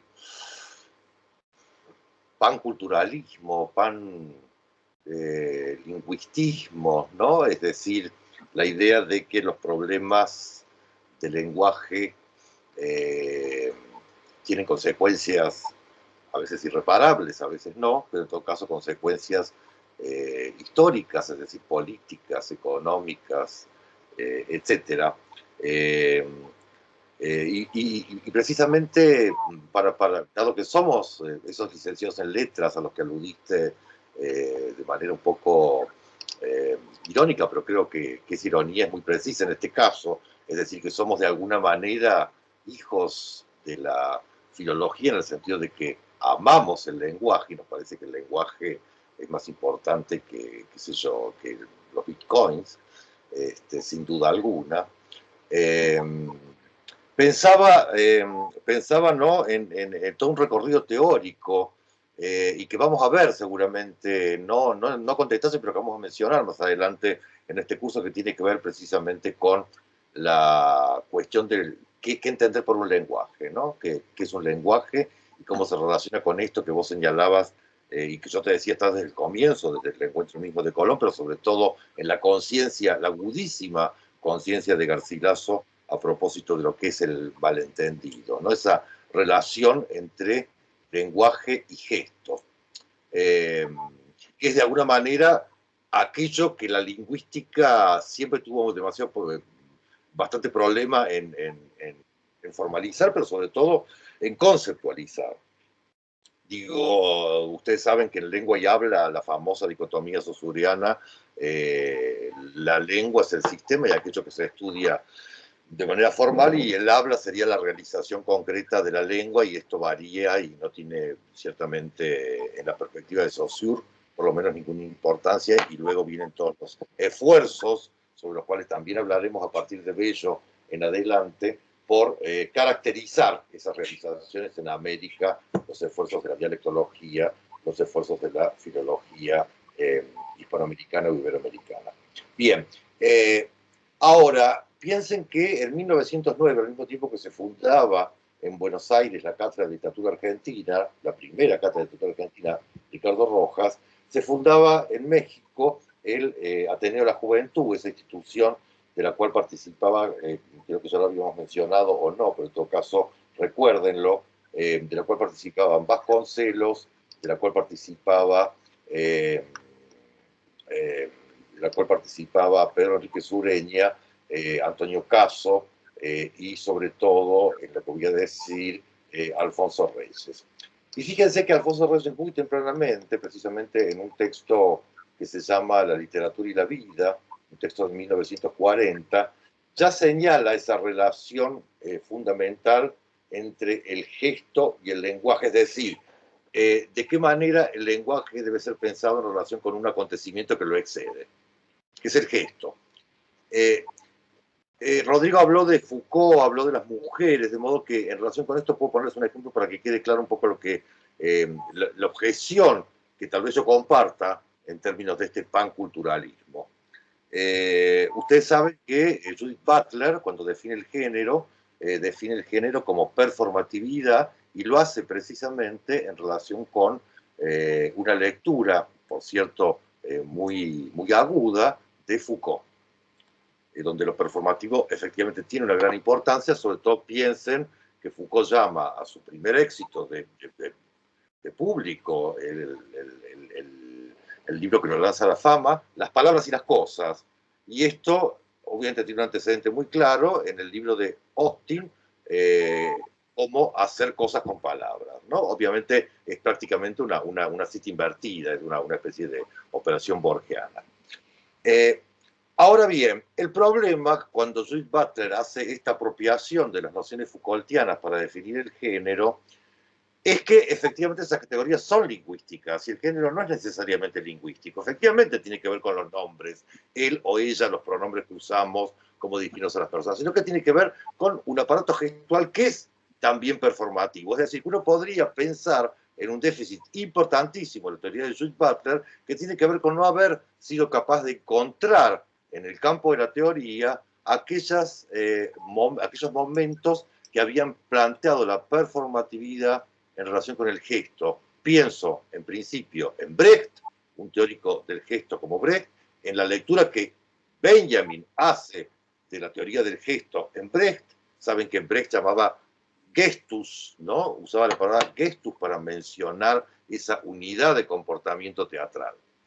De eso nada aparece en la teoría de la performatividad del género de Judith Butler en adelante, lo cual me parece es un déficit importante en el mismo sentido, en el mismo sentido, en la misma dirección en que podía estarlo planteando Rodrigo. Pero fíjense, como decíamos, que en un filólogo, como es el caso de Reyes, que escribe en un texto, y ahora voy a leer la cita, y después en todo caso la transcribo en el Edmodo, esto volverá, pero yo lo estoy anticipando un poco porque me parece que viene a cuento un poco de la discusión que podemos tener a propósito de esta extraordinaria exposición de Rodrigo.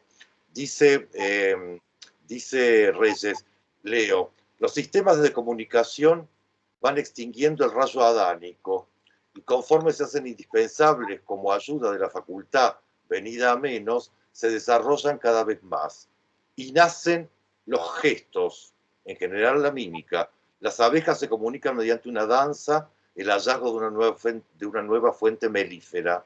La voz humana, a gritos primero y gradualmente articulada en los órganos bucales, representa la especialización más sublime de la mímica y la llamada a los más altos destinos.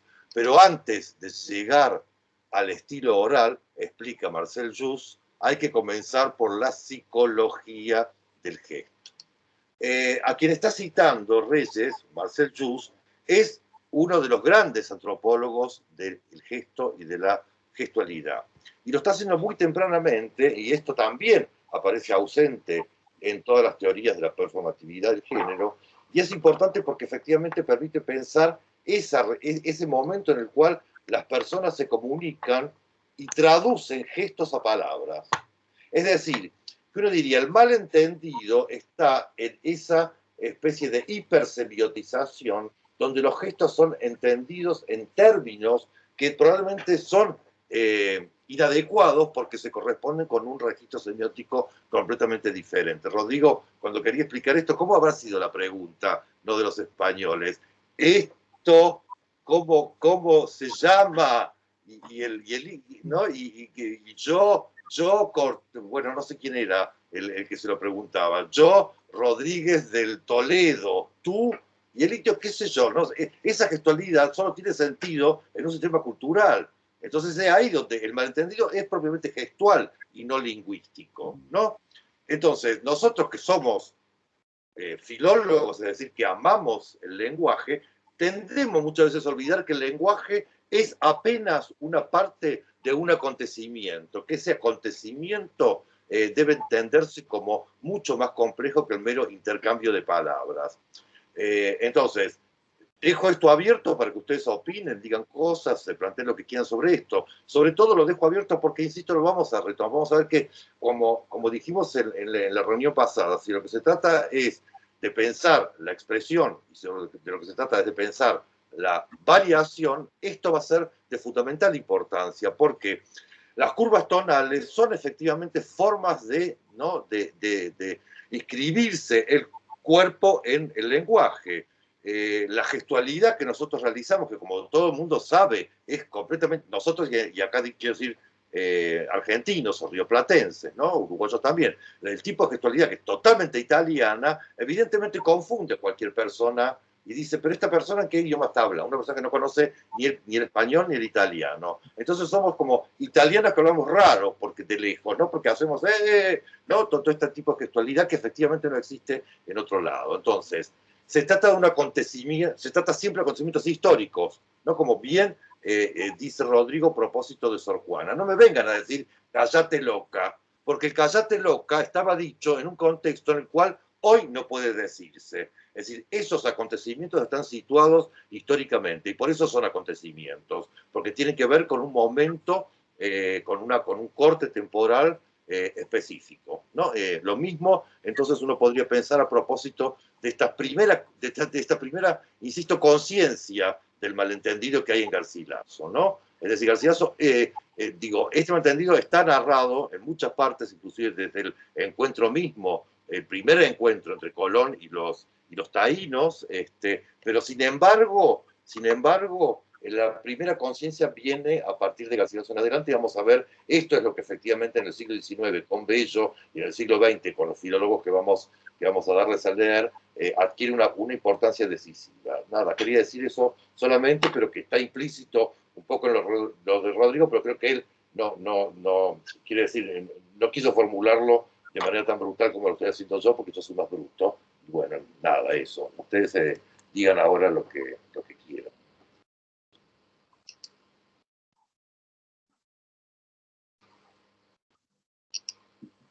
Adriana, te escuchamos. Bueno, me pareció muy interesante tu exposición, me gustó mucho. Y esto estaba pensando que nada más quería comentar el efecto que me produjo la lectura del encuentro. No recuerdo si la había leído antes. Yo hice en letras, bueno, literatura latinoamericana 1, leí algunas crónicas, pero la emoción que transmite el texto, digamos, llegó un punto en que digo, no quiero avanzar porque es como que no sé si tiene que ver con esto de la oralidad que están diciendo, que hace presente ese encuentro y como uno ya sabe lo que va a pasar, es como que digo, acá corto, digamos, me pasó que lo que recuerdo de otras crónicas es que por ahí lo escrito distancia, ¿no? Y acá es como que, no sé si tiene que ver con esto de que trabaja con el malentendido y esto viene de la oralidad, ¿no?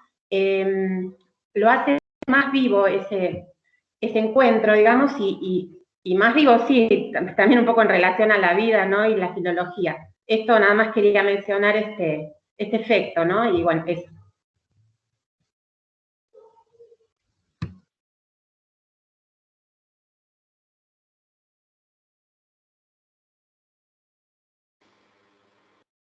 Estás silenciado, Rodrigo. Sí. De todos modos, aprovecho la interrupción, les digo, yo voy a cortar -5 la grabación, porque me tengo que ir a otra reunión, pero ustedes sigan hablando lo que les parezca. Sí, les decía que evidentemente es una versión bastante patética del encuentro de Cajamarca, en el sentido en que hay mucho patos acá, hay mucha emotividad puesta en juego en el relato y me parece que tiene mucho que ver con lo que decíamos recién del gesto, digo, las lágrimas derramadas de Atahualpa constantemente, ¿no? Y son lágrimas como de impotencia, eh, sobre todo lo que la palabra no puede transmitir, y lo que los gestos podrían, pero que lo que las palabras están quebrando de esta posibilidad de encuentro, ¿no? Sí. ¿Qué más? ¿Alguna mano más levantada?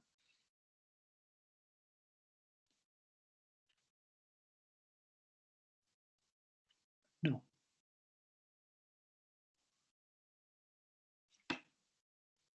Hola, con respecto al al lugar que ocupa el Inca en estos textos, yo pensaba que también es una especie de filólogo privilegiado, ¿no? En el sentido de que cuenta con todos estos textos cuando Rodrigo decía los historiadores con los que trabaja. Bueno, quizás los primeros que relataron sobre el encuentro de Cajamarca, yo pensaba esto, no tenían con quién pelearse o qué textos buscar como para comparar.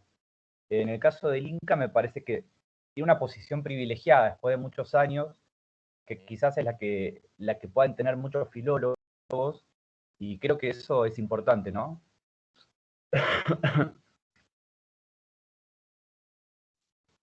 Sí, es verdad.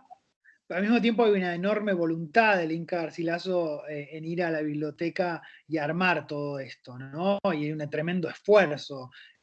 No tenía Mozilla que tiene Daniel o el Chrome para ir buscando las distintas versiones del encuentro y compararlas y combinarlas. Hay como un Cuánta maldad, cuánta maldad. No, quiero decir, hay un gesto muy marcado en el Inca Garcilaso de salir y de dar la pelea desde el archivo. No es que solamente tenía la posibilidad de hacerlo. Primero que no tenía la posibilidad de hacerlo, eso no era fácil. Y luego, en muchos momentos el Inca Garcilaso está haciendo gala de esto. Y de esto también hablamos hoy, cuando yo digo irónicamente del licenciadito en letras. Digo, está haciendo una exhibición de que solo él puede tener todas las fuentes. También algo que no sé si vieron en el texto, y él dice, a mí me llegan.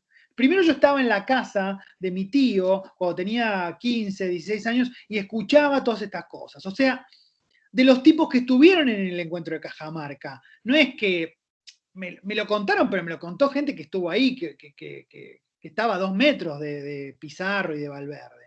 Luego, dice el Inca, me llegan, a propósito de lo del confesionario y esto que yo decía, la relevancia que tiene el presente, me llegan hoy cartas de los peruanos que están allá contándome las cosas que, digo, el confesionario me llega por un peruano que me lo manda a mí que estoy en España y pongo en escena este lugar del filólogo, lo muestro, quiero decir esto, es muy marcado, está muy marcado esto en la versión del Inca Garcilaso, el ponerse a mostrar y a exhibir el archivo. Y luego, como decía recién, construir la legitimidad del narrador desde ese lugar.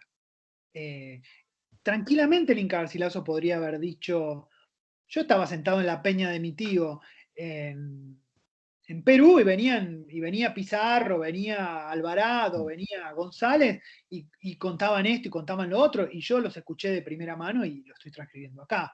Pero no es ese el gesto. Él va a la búsqueda del archivo y te lo tira en la cara, ¿no? Es un gesto muy como exhibicionista en este punto. ¿Qué más?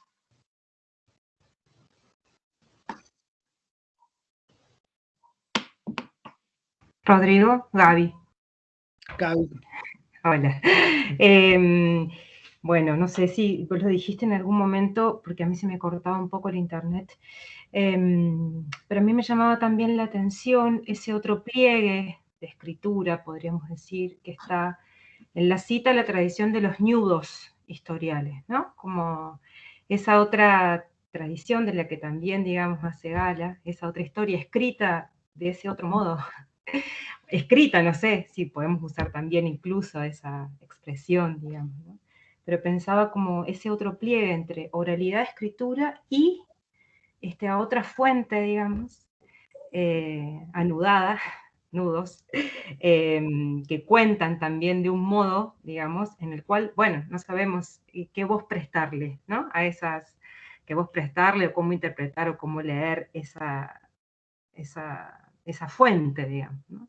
Entonces me quedaba un poco pensando, no sé qué se ha dicho, yo también me encantó volver a leerlo, porque sí, también lo leí como licenciadita en letras hace muchos años este texto, pero me gustó volverlo a leer ahora, y bueno, y marcar eso, ¿no? Como eso, pensaba como, no sé si pensarlo como como un pliegue, como una capa más de complejidad el texto donde aparece ahí algo que digamos, no es solo voz, no es solo letra, ¿no? Sino que hay ahí un código complejo, digamos, para nosotros, pero también incluso para el Inca, pienso, ponerlo como una fuente de verdad, ¿no?